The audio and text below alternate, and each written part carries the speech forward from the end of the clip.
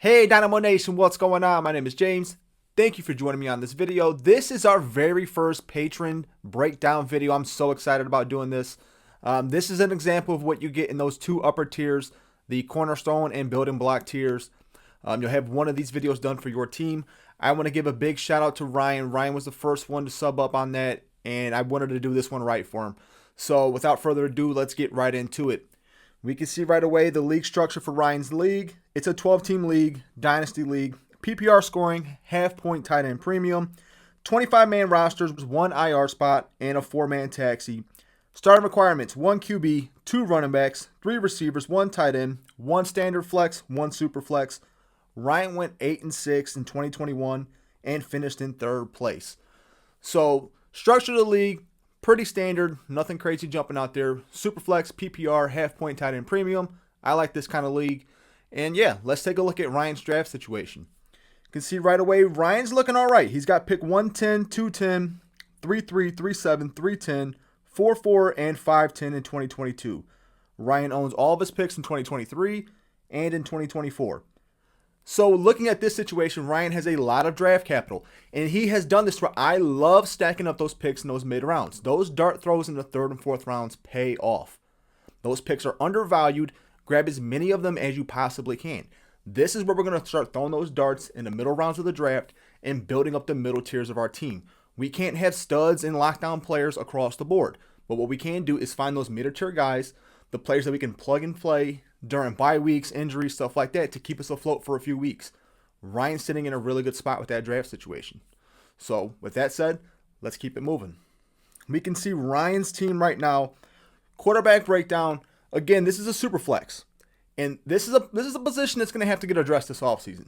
And I think Ryan knows it. We have Lamar Jackson, a great QB1. No one's going to dispute that. But after that, things get a little sketchy. Sam Darnold is the QB2 on this squad. I do like Davis Mills. We'll see what Houston does. If they give him a chance to run it back this season, you can at least plug him in and probably feel comfortable with him as your QB2, right? But if they were to upgrade or move on, this is going to be a drastic situation for us to address. Cam Newton's on this team, and then you have Huntley. Huntley's fine to keep on this roster with you already having Lamar Jackson. You know, Lamar's a running quarterback. He's always going to be susceptible to injuries based on that. So having his backup is a smart move. I do like the situation in terms of having Jax as your QB1 in a 12-team superflex. Like, there's maybe 3 or 4 players I'd rather have above him. So you're sitting really good at your QB1 spot. We can find a QB2, and that's what we're going to have to address. You have the draft picks to do it. There might be some players that we can trade to address it.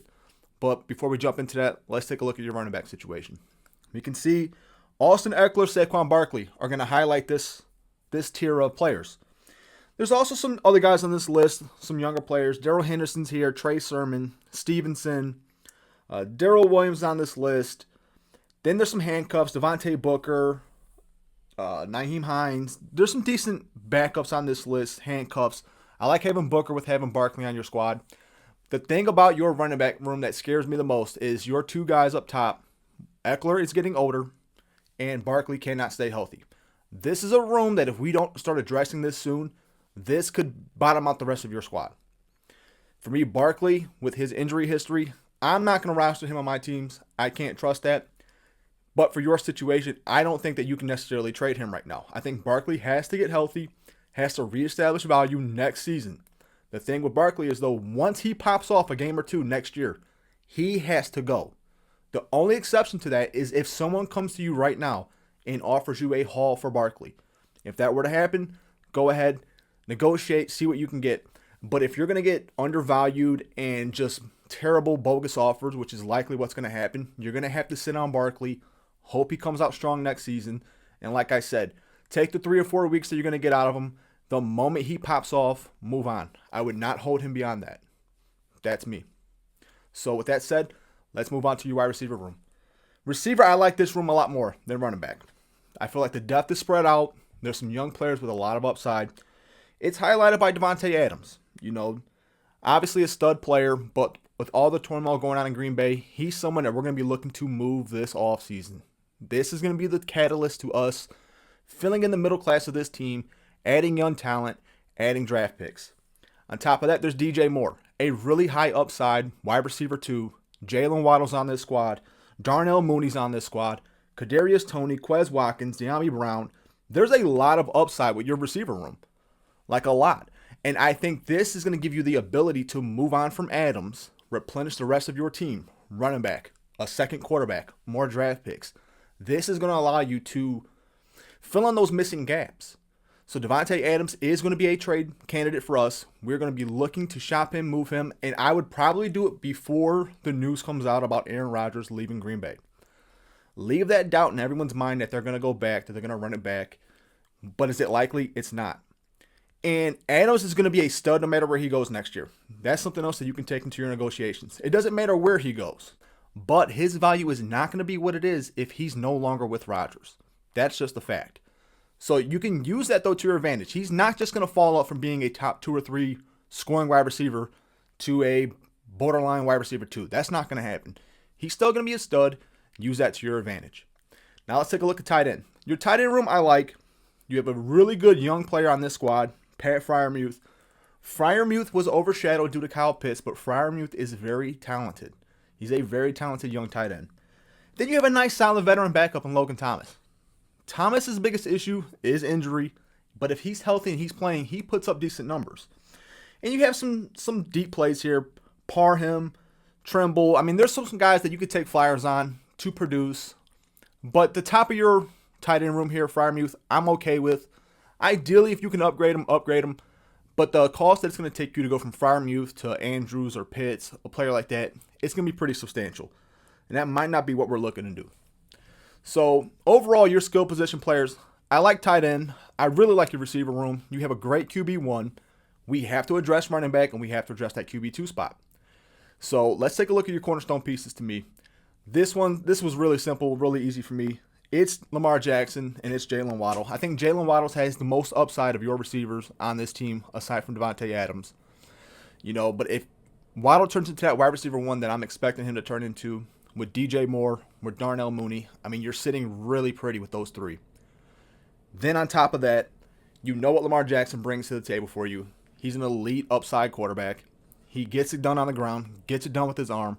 You can't go wrong with that. Like I said, there's only 3 or 4 quarterbacks I'd rather have over Lamar Jackson in a fantasy dynasty setting. The biggest issue with your team is that next wave, that middle tier. And I'm going to throw that up right now. To me, the main core middle tier players for your team is DJ Moore, is Darnell Mooney, and is Freiermuth. Outside of that, there's a couple of young candidates that might sneak in there. Kadarius Toney, Stevenson, those kind of players could get into that group. I'm not going to put them there right now. But this is the biggest issue with your team. That middle tier is going to make or break you. 12-team leagues, injuries happen, bye weeks happen. We have to account for that. And right now, the way your team is structured, we don't have that depth. If we get hit with a string of injuries, we're going to be in trouble. How do we address that? Our biggest 2 trade candidates, like I've been saying, Devonte Adams, Saquon Barkley. Flipping those, increasing that middle ground, that middle tier talent on this squad will go a long way for long-term success. Now, when we're looking at all-season strategy for this team, my biggest takeaways, we have to improve that QB2 spot. If Mills gets that starting job, he may be okay next year. I mean, that might be perfectly fine. But I'm not going to take that chance. We need to address that now. So, aside from that, obviously, we've talked about it multiple times. Devonte Adams.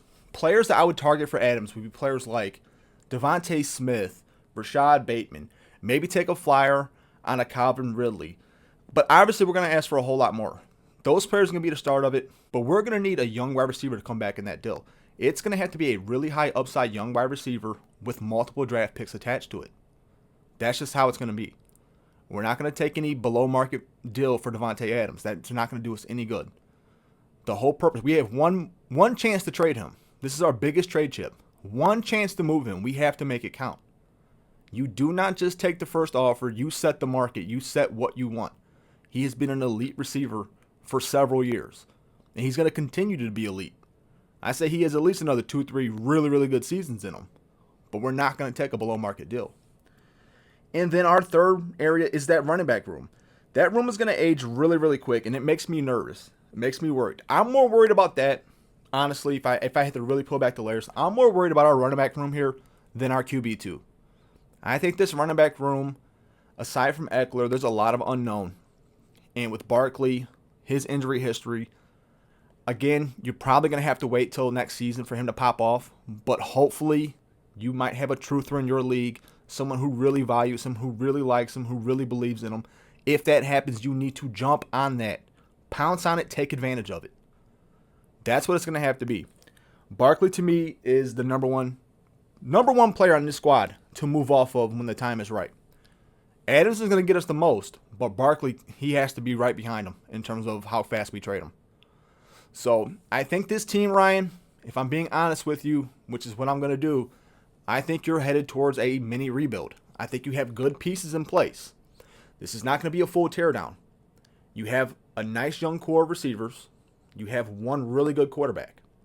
You have Eckler sitting there, who I trust, who I like a lot, but he's starting to get up there. Aside from that, though, this team I am not sold on. Adams, Barkley, Eckler, those three players to me, honestly, would all be on the trade table if I took this team over. And I would take a reset year. I would take a reset year right now to get myself in position to strike in 2023 when that draft is going to be loaded at running back. So if that means trading Eckler, trading Barkley, trading Adams, loading up on 2023 picks, right? And obviously I'm asking for a first in each one of those drafts for each one of those players at minimum. You know, if you can go into 2023 with 4 first-round picks, it's all it would be. It would probably take you 1 year to bounce back. And sometimes we have to do that. We have to hit that reset button. You know, you have to take a step backwards and move 2 steps forward. And I think that's where you're at. You know, I know you finished 8-6, finished in 3rd. Anything can happen, but your team is going to age, and it's going to age pretty quick. Your best receiver is going to be 30. Your best running back is pushing 27. Your second best running back can't stay healthy. Those are very important positions, and you don't have a QB2. Me, I'm taking a step back, taking a reset year in 2022. You have a late first-round pick. In your situation, it's best player available. That's where you're going to be at. Ideally, it's going to be a wide receiver. Another young wide receiver to replace what you're going to lose with Devonte Adams. All the draft picks that you're going to pick up from moving Adams, Eckler, and Saquon will help you in the long run. They will. This is my advice to you. Take a reset year. Don't tear it down to the studs. Keep your core young receivers. Keep Lamar Jackson in place. And keep Freiermuth in place. That's already a great start to a young competing team. You have those pieces already in place. Hit that reset button for a year.